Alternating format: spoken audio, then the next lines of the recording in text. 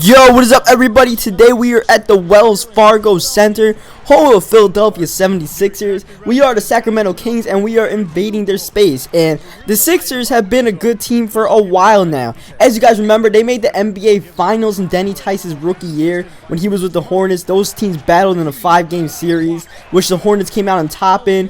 And last year they didn't get to, I think they got to the finals or semifinals. Either way, I think they got bounced by the Heat.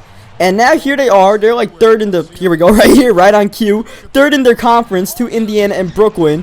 Whew. Evan Turner played like a monster in this game. So they're having a good season. And of course the Kings, they are #1 in their conference after the trade to grab superstar Denny Tice. And the future Hall of Famer Denny Tice, might I add. I see Evan Turner bringing the ball up the court, and I don't know, Evan Turner was just on fire this game. Robin Lopez puts his hand in his face, but Evan doesn't care. And you see the shooting percentages are widely overpowered in favor of the 76ers. Even though George Hill is wild shot, just knocked that off a little bit. And then he's going to raise his team by going in there and grabbing the bucket himself. Then he's having a good game. The rest of the team struggling. Danny Green gets blocked, and early on in this game, I could do a lot of things right, but the rest of the team could not. Offensive 3-second violation when I'm in the double team trying to get something going. Here right before the Denny Tice? No, not gonna happen. Not yet. Then he usually waits until the fourth quarter to pull buzzer beaters out of his ass, as he did against the Bobcats. And here we go again. Offensive 3 seconds. Tyreek was wide open. Instead, we pull out a penalty. Though we started picking up a little bit as the game went on. You see, Danny Green knocks down that 3-pointer. He ended up missing, like, the next possession. We were right back to him and he missed it. But as you see, the Sixers are growing their lead. They're up to 8 points here, and now it's up to 10 as Denny Tice goes to the rim here. And they are just holding us down defensively. Even Denny's having a little bit of a bad game. You see 58% shooting, which is good for anybody else. But Denny, as you know, has been shooting about like 68% on average in the season. So he's having a beast season. And when Denny comes back in the game, it's a complete mess. Evan Turner goes to the rim, and we're down by 12 heading into halftime. So we got to gear up in the second half. But first, let's make that gap 9 real quick. Bang! Maybe we don't have to wait until the fourth before we knock down those buzzer beaters. Denny Tice with a big time 3. Just what Denny does. When adversity comes, Denny says, "Get out of my face." And you see the Sixers are shooting 63%. They are just, killing it in the gym right now. We're shooting 53%, which should be good enough, but against Hall of Fame, nah, not gonna happen. And Bynum's grabbing the offensive rebound there and 1, and the gap is gonna go to 13 points. Bynum doesn't make the free throw, but the gap goes to 13 points, I believe, there. So we are in a hole right now. We are in a big time hole as Denny lines up the 3, knocks it down. And we haven't lost since the Brooklyn Nets game from December. I think we went undefeated the entire January. Correct me if I'm wrong, but I'm pretty sure we went undefeated in January as Denny gets stripped here. And like we lost like right near Christmas time as Evan Turner gets rejected by Thornton. And now we're in serious jeopardy of losing. But then again, we were in serious jeopardy of losing against the Bobcats with 4 minutes to go, down double digits, and we came back. So I'm not putting my head down. I know we can scrap. I know I can scrap. And the rest of the team will hopefully pick up what Denny tries to start. But right now, the Sixers are getting it done. Evan Turner gets the and 1 there. And Denny is actually not getting it done. Denny's a little bit off this game. 56 shooting. Has not improved that shooting percentage at all. I think he bumped it down a little bit. So Denny's got to, in order to get the team going, the team leader has to step it up. And the team leader has not done it. Tyreek is stepping up a little bit there. Usually that's not Tyreek's style, but I like it. I like it when Tyreek does stuff like that. But the fourth quarter comes, and that's usually when Denny steps it up. And Denny decided, let's do that. Playmaking skills also come into effect. Nice pass to T-Rob. Here we don't get the steal, but we force Evan Turner to go backcourt. We just try to swipe the ball, just frustrate him, and then we're going to frustrate him on the other end as well. 3-pointer for Denny goes down. Though here George Hill does a little up and under move. Nice bucket there for Hill. 3-point game, but we close the gap. Part of the goal is done. Now we just got to close out for the win. It's winning time, though. Don't tell that to Reek, because he reeks. He misses that. And don't tell that to Thornton, because Thornton just threw the ball right to a 76er. Good lord. It gives me flashbacks of what happened in the last game. Here we got a fluky foul here. They try to reach in as Tyreek was pulling up for a pretty bad jump shot. And we just end up getting lucky. He gets the free throws. You see Denny stepping it up a little bit. 20 for 21. I kick it out to Thornton, hoping he would pull up for the 3. But I'm going to take the 3 instead. Kaboom!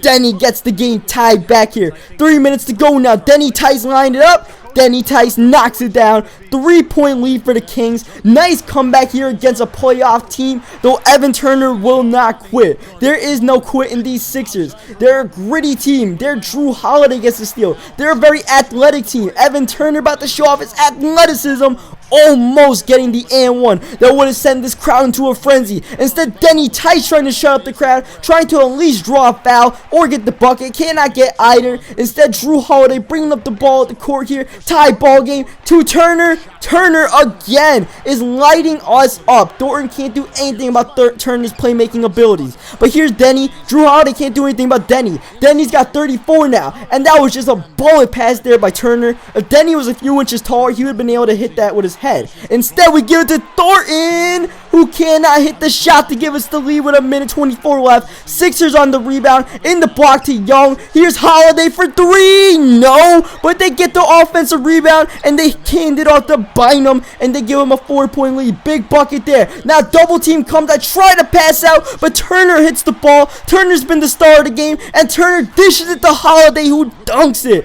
6-point lead. We are in the hole right now, though we do give it to Tyreek, who does make the bucket. I guess Reek doesn't reek all the time. 4-point game. We need to get a stop here, or we can just foul instead. We send Drew to the free throw line. Denny's first foul of the game, and Drew cannot get the free throw to go. So we're getting a little bit interesting. Denny's a little bit low on his free throw numbers, but all I know is we gotta make buckets right now. That's all I know. So here we go. We're in a complete clusterfuck. Our floor spacing is terrible, but somehow Hall picks up this loose ball and takes it to the rim. We needed 3 points. We only got 2. So now we're down 5 points after Evan Turner's bucket. We use, I think, our last timeout. Denny Tice gonna just pull up this 3-pointer and knock it down. We still have a little bit of hope here. They're gonna inbound the ball, trying to get the they're gonna pass it to they throw it to Thornton instead, and we call a timeout. And Frank Vogel kicks me out the game and we lose. What the flying fuck is this guy thinking? Oh, what the hell? Let's just take the best player out the game at the end, and let's just deliberately lose it. First of all, Thornton was going to get the bucket to tie the game before that timeout was called. I don't know why the timeout was called.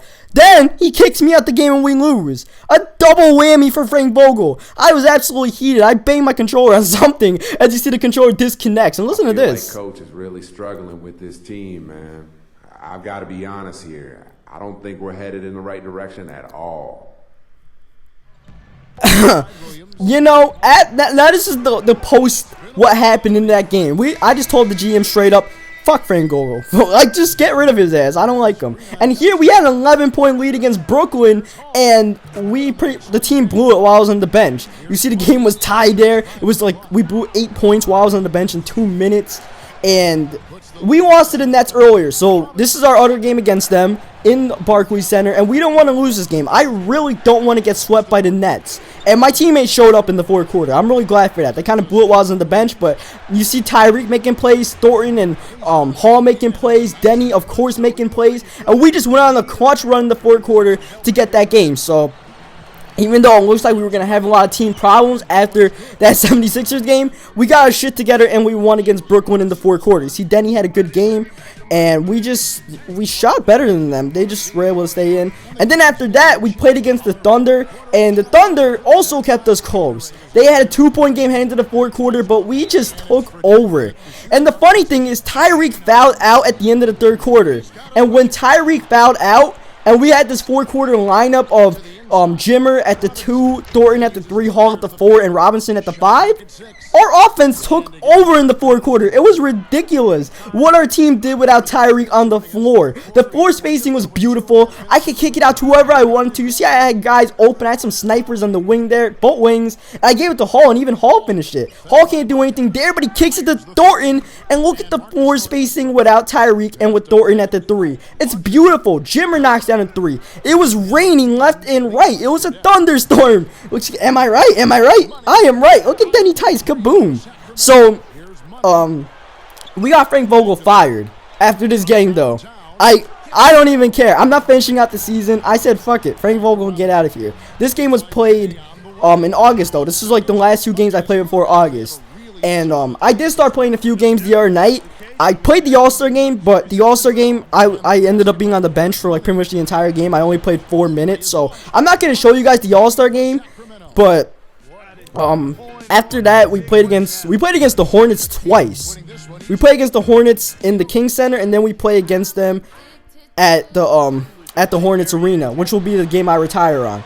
And then we have, I think, like 3 more games against the Wizards, the Heat, the Hawks, and someone else. And then we play that Hornet game, and then our season ends. Or my career ends, not the season. So that's the update on the series, what we're going to do before 2K14 comes out. And as you see, Frank Vogel fired. Go screw yourself. I don't know who Dion Holloway is, but you're going to bench the best player. Get out of here. My city, not yours. You know how the NBA works. The players run the team, not the coach. So on that note, hope you guys leave a like in this video. Subscribe for more 2K13 and eventually 2K14, and I will catch you guys next time.